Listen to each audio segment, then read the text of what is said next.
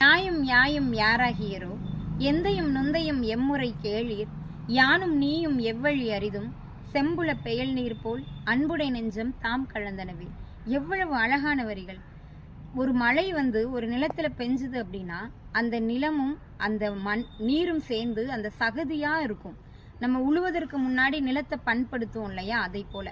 அப்படி ஒரு செம்மண்ல பெய்த மழைய அந்த செம்மண் சகதியோடு சேர்ந்த நீரை பிரிச்சு எடுக்க முடியாது. அப்படியே பிரிச்சு எடுத்தாலும் அந்த நீரானது அந்த சிவப்பு நிறமா தான் இருக்கும். அதே போலதான் அந்த தலைவனுடைய உள்ளமும் தலைவியோட உள்ளமும் அந்த செம்புல பெயல் நீர் போல் அன்புடை நெஞ்சம் தாம் கலந்திருக்கிறதாம். இதற்கு முன்னாடி தலைவனுடைய தந்தையும் தாயும் யாரென்று தெரியாது. இருவரும் முன்பின் அறிமுகம் இல்லாதவர்கள்.